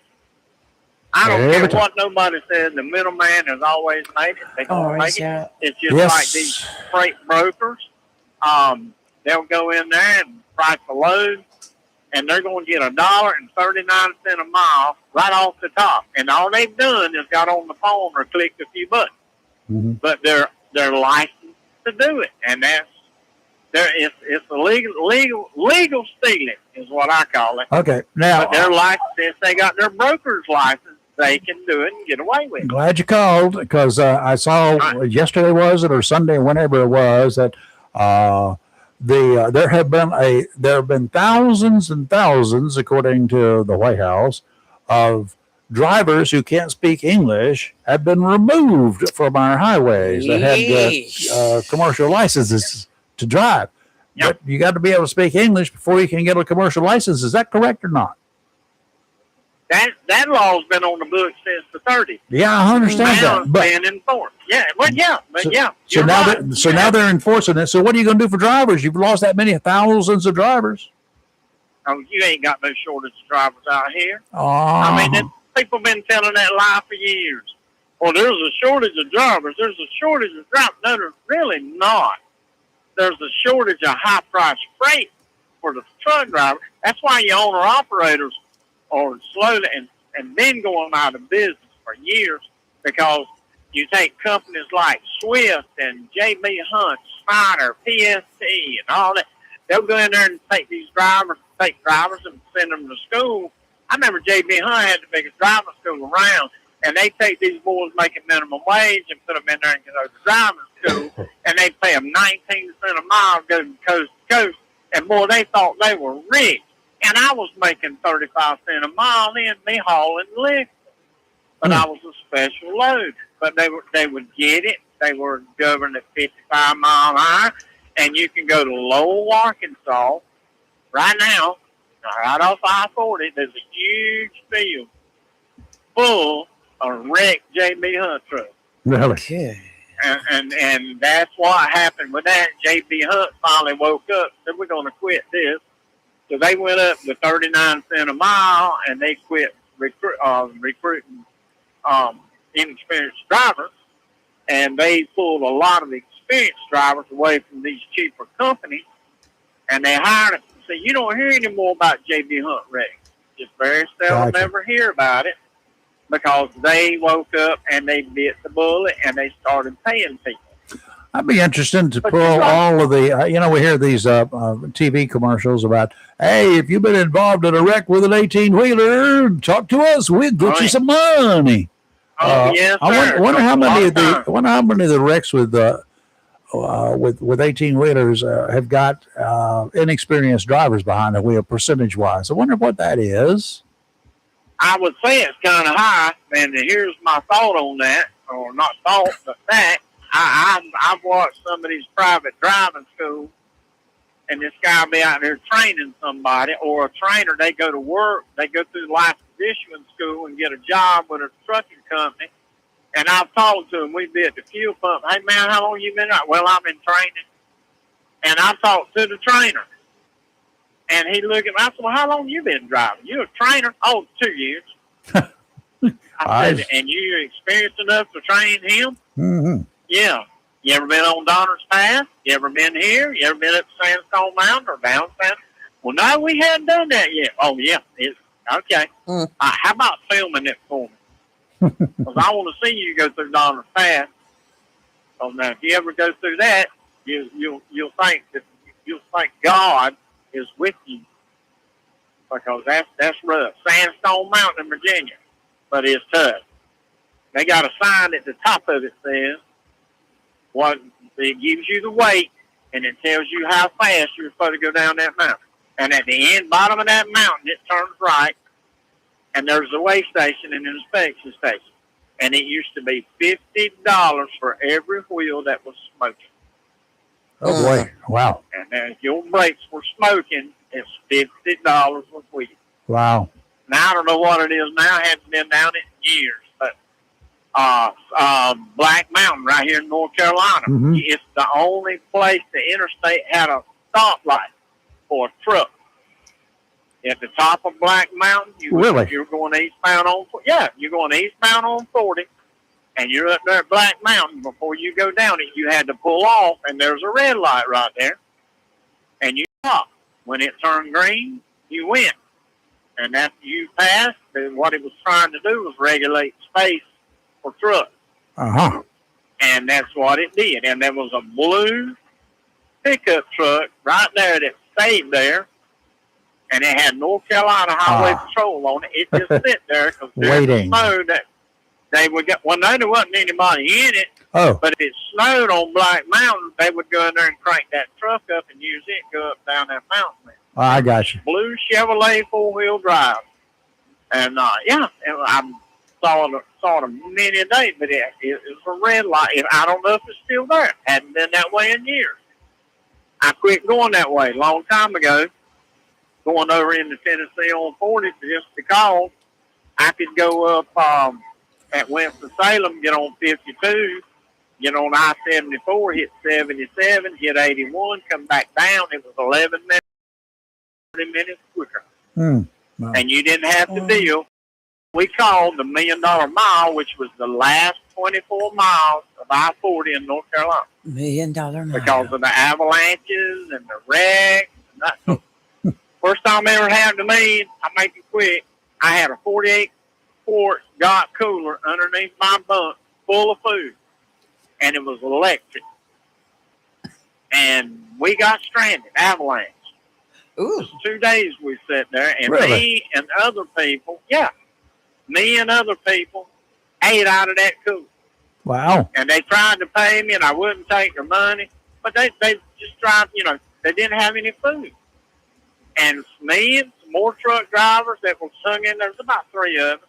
We fed everybody that wanted to be fed. And we ain't gonna I ain't turning them. And we got down to the only thing I had left when we finally got where we could go. A moon pie. Was I had celery in there, 2 celery sticks in there. Lord. Thing that hadn't been eaten. Yeah, they did age you out of house and home. All right. Oh, yeah. Eat healthy. Yes, exactly. All right, Timmy. I will be gone. Y'all enjoy it. I got to head to Cape Canaveral. Oh, I was just watching yeah. the video Sunday of the SpaceX taking off there at Cape Canaveral. Oh, yeah. There's another one scheduled here today. Watch out for falling parts. Well, yeah. I seen you a picture a while ago. All right. Do that. You better. Take care. I will. Bye. All right. Bye, See y'all. ya. Wow. Oh, la, la, la, la, la, la. I'd A little love to wetter. go and watch one of those in person. We stayed an extra 2 days on a trip to Florida one time, my parents, and we stayed there and waited, and then it got postponed for a few hours here, a few hours there. Then it's going to be tomorrow. All right, we're going to do it the next morning, and they didn't. And Daddy said, "Enough is enough." And as we were leaving, we gotten up into somewhere into I don't know, Georgia, South Carolina, and listened to it on the radio, and it went off. Oh, Wow. Story of my life. Okay. Just a real quick follow up on what I told you earlier about ice floating in the New River. Chris, our friend Chris, sent us another picture. Icy follow up Mill Creek, which feeds into the New River. It's over there around Stones Bay, is a sheet of ice. A little hard to tell from the pics. Mill Creek? Mill Creek. 2 pics. Whoa. Down to Stones Bay? Which That's feeds into the New River. IVO Stones Bay is what he said. He works Stones Bay. Okay, gotcha. The 2 pics include, and that's Steve Collin, an oyster shell I tossed into the ice, high arc. It's stuck instead of going through. And he sent us pictures. Okay, cool. Wow. So weather real quick, like Steve, hang in there, buddy. Hang in there, Today out to Steve. 20 nautical miles westerly winds, 5 to 10 knots east, 2 to 3 feet. They're 10 seconds apart today. Kind of a nice day to do it. Looking pretty out there. I don't see any wind at all whatsoever wiggling the trees. Sounds of rivers of light chop tomorrow. Westerly wind, again, fairly light, 10 to 15 knots east, 2 to 4 feet. But the waves going to be a little closer together, 4 seconds apart. Not big, but just close together. Sounds and rivers of moderate chop. Thursday, easterly winds 5 to 10, becoming southerly 15 to 20 in the afternoon. Seas 2 to 3 feet, but they go kick up a bit in the afternoon, 3 to 5. Sounds and rivers of light chop becoming choppy in the afternoon. And today, sunny with a high near 50. Tonight, clear with a low around 26. Wednesday, increasing clouds with a high near 61. Thursday, a chance of rain beginning in the afternoon, mostly cloudy with a high near 67. And Friday, mostly sunny with a high near 64. Okay, Steve, I got a question for you first. You know how those the guys are looking for those drivers who don't speak English, the licensed truck drivers that got their license but they can't speak English? You know how they're finding them? How? They got a guy with the CB radio going down and hollering breaker 19 in English and see if anybody comes back to him. And the people that don't come back to him, they pull him over. It's my story. I'm sticking to it. My Lord. I was going to say, that sounds like real solid police work there. Oh, me. What's going on, Steve? Besides it being cold in the burrow. I was going to say, it's chilly this morning, and there's ice everywhere. I went out and took my grandson to school, and that was about all I wanted to do out there today. I understand. Yeah. I got some chili. I got some chili cooling in the refrigerator I made yesterday, and it's pretty good. Well, I was going to buy some more hamburger yesterday to make chili, but let me tell you what. When I walked past the meat $5.79 counter, a pound. I was like, "Y'all, I'm just going to eat crackers." I'm just like, this is ridiculous. Do the cheese and the crackers and forget the. I found a grass-fed steak from a grass-fed cow, organic, and it was on sale for like $6 or $7. But just the description didn't sound good. It weighed 2.5 ounces. I'm like, no. Okay, Steve, what you got? Go with it, Steve. I got you. I was going to say this weekend I went to a shindig, and they had like 6 different kinds of chili. You know, 6 different crock pots, and I got to try chicken chili for the first time. I'd never tried it before. My wife does that. She does a really good job with that. I think she calls it white chili. Yeah, she calls it. Yeah. It was a white chili, and it didn't have as strong a chili taste as chili normally has. I'm not a big chili fan because I don't like chili powder that much. You know, I like it, but not as much as most people put in. But I thought it was pretty good. It had like roasted mushrooms in it. Ooh. And it was really good. That does sound good. It does sound good. I might take the place of some of the meat that I can't afford. I like the mushrooms better than the marshmallows. No, that does sound really, really good. I still had marshmallows on the brain because I had hot chocolate this morning. Oh. You had what this morning? Hot chocolate. Hot chocolate this morning. You know what went through when you said that? I thought you said hot dogs this morning with marshmallows, and I'm like, what? Sorry, that was my brain. That's a weird combination. It is. My brain did not get engaged. It's cold. I got you. Well, I tell you guys, the real reason I called this morning is I heard y'all's commentary on the comments that our president made recently. Well, I knew you had to be. He really stepped in it deep, I would say. I mean, he's over his head this time. Yeah, I'm sorry. I was very disappointed. Sorry. Well, here's the thing that really disturbs me about it, guys. I mean, maybe I just look at things funny sometimes. He made those comments, and that's Trump. I mean, I can agree that's just who he is. And Hitler was Hitler. Hitler. Agree with it. Mm-hmm. I don't agree with it, but I can understand that is his character. Mm-hmm. That's the point I've made the whole time. What troubled me about it is after he had posted that, he went back, and you would think his team would have started doing damage control, but instead they let him do an interview where he doubled down. He didn't try and walk his comments back. He didn't try and, you know. And what bothers me is that his team is not protecting him. Do you think and they when can? he goes into these high-level meetings, I don't know if they can or if they can't. They can't. Either way, it's an issue. I would say. Yeah. You know, if they're not doing it or if he's ignoring them, both of those are a serious issue. And you know, this particular thing is despicable. But I worry more about when he goes into high-level negotiations with these other countries that he can't control his mouth, and on top of that, he's stupid.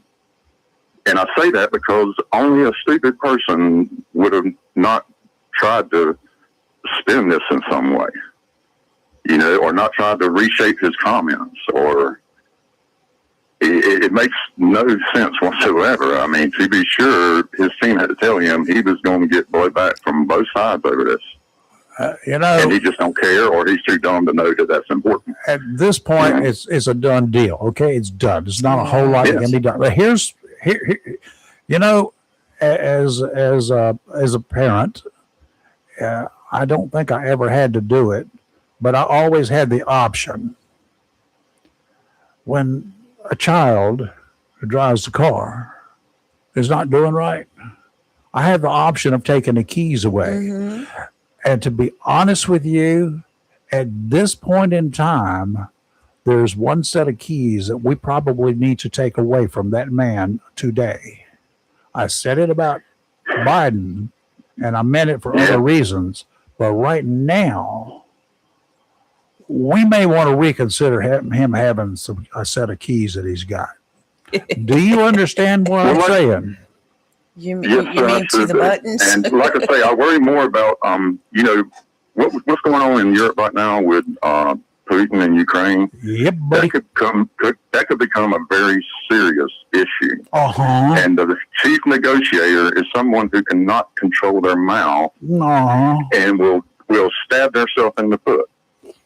I don't care about his foot. And all it has been stupid. I don't care about him. I don't care about his foot. I care about my head. I care about my future, my grandchild's future. I care about the future of this country. And he ain't helping me. When I say his foot, I mean the president. I know what you mean. He represents us. Yeah, I don't care. Honestly, if he would resign, y'all probably, and go away, y'all probably never hear me say his name again. I don't have a hatred for him. And that's something else I'm puzzled over is this whole Trump derangement syndrome. Yeah. Well, that implies that people hate him for without cause. And man, there's so many reasons for people to hate that man that he's brought on himself. You know, and I mean, what about all the officers who were assaulted on January 6th? So do they have a right to hate him for pardoning the people who assaulted them? I would say, yeah. You know, his ex-wives, you know, one on rest in peace, but, you know, do they have a reason to hate him? Even his current wife. You know, could you argue if she said she didn't like him? So the derangement syndrome, the derangement is not the people who don't like him. There's too many good examples of bad character for it to be a derangement syndrome. I'd be surprised if Melania doesn't get the broom out after him and just swat him a bunch. He needs it. He really he needs it. I think we can all agree that is a business arrangement, not a marriage of love. I'm not. You know, I could be wrong, but that's why I would put my bet on. I don't know one way or the other. I don't really care. And I don't either. That's a them thing. That's not a me thing. Right. What is a me thing is what he did yesterday. Yes, sir. Yes, sir. And like I say, the fact that there's nobody that can help him navigate, or the fact that he's out there and exhibiting this poor of a character, and then nobody protecting him from himself. Yeah. Even Joe Biden, his team protected him. Well, they tried. We all know that. They tried. Right. Right. Yeah. But he you know what I'm saying. I ain't gonna just keep going around. I kind of feel like but the reaction to him posting that by other leaders in the country, they were probably like, you need to take that down. And he probably just like looked at him and said, whatever. You're not going to tell him what to do. I just see that. He's not going to do when it it comes to something he's like not going to listen. He's not going to listen. right. Damn hard-headed And I to fully listen. understand and agree with that case. I see that as a serious issue with these serious negotiations that's going on. Him making about Rob Reiner. That's You like probably, you say, that's I'm sure you probably did not read because everything else overshadowed this yesterday. Right. But J.D. Vance said yesterday that was going to be no more comments coming from him. He was making his last public appearance, Right. and he would not do anything else until after the first of the year. Right. Now I know why. This is before that was actually put out there. He was aware of it somehow or another. And he probably knew bloody well nothing he could do about it. And if he's out there in the public's eye, he's going to be. I mean, what reporter would not ask him the question? I just think with Trump that his people, his staff, they can't be responsible for what he puts out there because he's going to put out what he wants to put out, regardless. Somebody's going to have to. That was not a good thing to do yesterday. right. I was appalled by it. But Him putting out the statement on I'm sorry, go ahead, please. it's just, but first thing that goes in my head, Trump doing a Trump thing. Trump is, but I know that. And Adolf Hitler did a Hitler thing. Well, we all know that, but this is Millions what of Trump times. does. But I still found it. He's my president, and I found it very appalling that he would do something like that. That's my opinion. He's still my president, but Right. I didn't appreciate. I felt it was no class in it. I felt it was childish. And I felt like that if he's got a problem with Rob Reiner, which we know they both had problems with, just walk on by. Don't say anything. Why does anybody need to say anything? Right. Well, It's that's just- the thing is this is who Trump is at his core. It's no different than what he said about John McCain while he was alive. And Yeah, after he I thought that passed. was It's unnecessary no different too. than what he said about Colin Powell.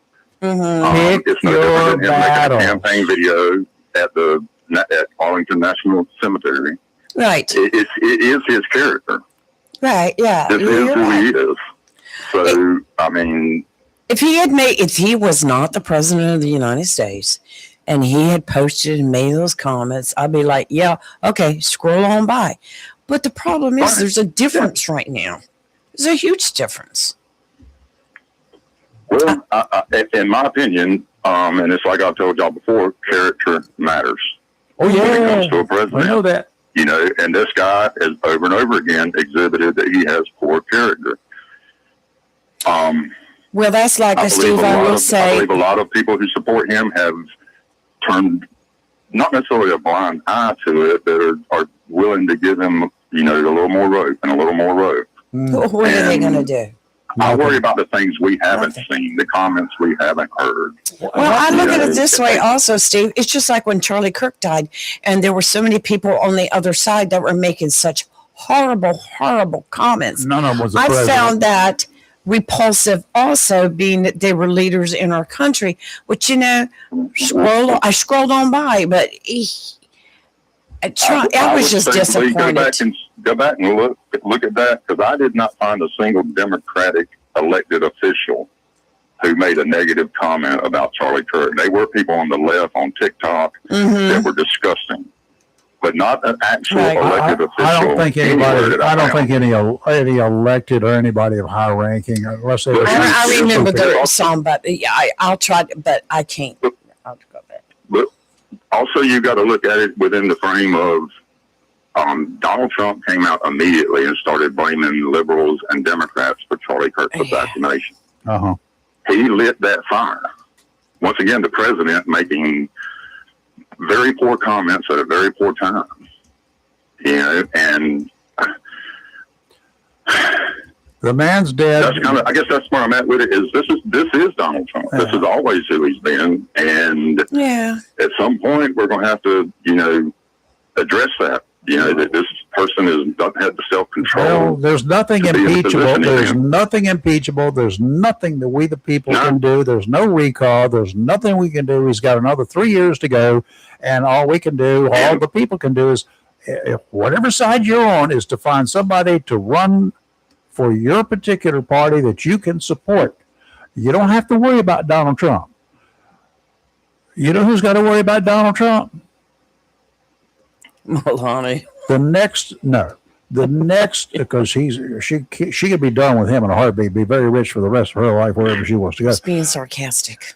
The one person that really is what we consider, you guys, everybody seems to consider the front runner for the Republicans right now is J.D. Vance for the next president's nomination, Republican nominee. That is who has got to worry more about Donald Trump than any one other person in this country. Period. The rest of it's over. We don't care about him anymore. I think the majority of the people who even just said he's okay, no big deal, or that's just Trump. I don't know of anybody. Has anybody come out and said, it's okay, Mr. President? I got your back. I know what you said. Have you heard anybody say that? I haven't read anything today, so I don't know. I haven't heard any elected official. I've heard some internet people who have tried to put a spin on it. I don't. Everybody does that. Right. I mean, that's who they are. I don't blame them. They love Trump, so they're going to try and find the they love themselves. They love themselves, and they just want to be acknowledged and noticed. Don't care about it. But yeah, as far as J.D. Vance, man, he's in an interesting position. He's in a interesting position because if he lets Trump be Trump all the way to 2028, he's going to have to answer for all that. A guy named Pence did not kowtow out to him, did he? After January 6th. And look what happened to him. Yeah. Well, so what? Would you rather go down like that or go down? I mean, I have my feelings on that too. But what I'm saying is because he did not play the political game and kiss the ring, look what happened to him. He's done. He's out. Is there anybody that right now plays the political game and kisses Trump's ring today? Do you think they stand a snowball's chance as a Republican of being nominated? Well, we're definitely not being elected. See, I think I personally think it's going to hurt a lot of people by using Trump's support as a basis to get elected. I think that's going to be done. I think they need to go in there and work on their own self and get elected because they presented themselves to the people, not who wants them to be elected. That's just my personal opinion. I was going to say, I don't necessarily want to make any predictions of not elections anymore because the last one I was very, very wrong. You just don't know how they're going to go. I reserve myself on that side of it. But, and honestly, guys, all I want to say about this whole fiasco is that people on the left, if they don't like Trump, they got reason to not like him. We can respect that. If they don't like him, I get it. I don't like him for moral reasons, but, I will say he's, accomplished a lot in his life.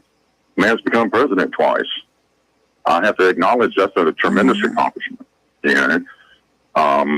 but it don't mean I like him. Don't mean I want him there. And, so I ain't trying to get anybody to vote for Democrats or be a Democrat, but at least respect those people for their opinion. And y'all do.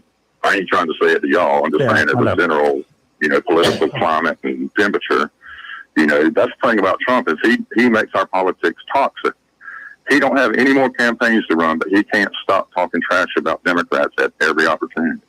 Yeah, I talk trash about a lot of people. Some of them happen to be Democrats. I know, but you're not the president. No. You know, once again, Yeah, that's- you're excused because you're not the president. Can you, maybe I should run. you know, you're not the most powerful person. The most powerful person has the utmost responsibility. Yeah, and so that's why we look at them in a different way, or higher standard. Sir, give me your keys. I want the keys. Yeah, well, it's time for us to move on, I think. You know, behind the scenes, we kind of secured the key situation with another president, but for different reasons. Yeah. But anyway, that was my 2 cents worth. Okay, thank you, Steve. Yeah, y'all have a blessed day. You too, bye. You too. Well, heck, I've got even bigger news than all that. I don't For all think it can be any bigger. Unless you got a heat wave coming. No, for all those that spent your high school years, your college years, growing up years, Nobody grew up. watching General Hospital, Oh, he's dead. Anthony Geary of the Luke and Laura fame passed away on Sunday. It's a shame because he was a very popular guy. He was a really nice guy. Yeah, he complications from a surgery that he had. He was in Amsterdam, and do you know the wedding of Luke and Laura? There was over 30 million people viewing it that day. I was not one of them. That was huge. See, I had never watched General Hospital. Still haven't. Until that happened, and I'm like, I'm going to go back and see what this is all about. So who is Luke and Laura, and what's the relevance to this dude? Luke and Laura, okay, Anthony Geary played Luke Spencer on General Hospital. Okay. So he was one of the, one of the main characters. The big guys who made all the happy news. And he met Laura. And you're not going to drag this out like a soap opera, are you? No, it's just like the story goes, and this is crazy. The story goes that he had gotten drunk and he ended up raping her. And through all that, it ended up them falling in love together. And people were rooting for them. And they ended up getting married on the show. And of course, she married her rapist. Look. Stockholm syndrome. It's just like that's weird. It's a soap opera. It's a soap opera. Making excuses. It's just like Trump's Trump. No, well, let me tell you something. Like, let's go back to All in the Family. I love that show. You know, I didn't watch it much. I did watch it some. It was just not my thing. You know, but you know. Do you think that show would survive today? Of course not. It would never. It's not PC enough. No, it's not. But if you look at it, that's one of the reasons that made it funny is because we all were like, it brought a lot of brought a lot of the negativity. It brought a lot of the racism to the front. Right. Where you could examine it, make fun of it, and try to get rid of it. And a lot of Hollywood did that too. A lot of Hollywood. I mean, Billy Crystal was, KKK on what was that show? Whatever it was, brought him to fame. Billy Crystal. Yeah. Oh yeah, Saturday Night Live. No. This was was one of those funny shows. But anyway, he was just openly gay on the show, and it was funny. Well, a show like All in the Family would never survive today. Can you imagine? There'd be so much boycotting and riots, and we've just become. But so you know, and I'm not saying on TV that we put on TV. I'm not saying that it was right. A lot of the things that they said, but that's just how much we've changed. We've gotten so sensitive. It really showed a bit of what America was really about, because you had split. It's like you know, people go to Carolina and they go to state. One side goes to the other. Then they get married. Then they live in what they call the house divided. There are flags that are flown, half state, half Carolina flags. You got a half goat and a half wolf together. Duh. I don't know. It's all sorts of stuff. It shows some of the ridiculousness that people go to.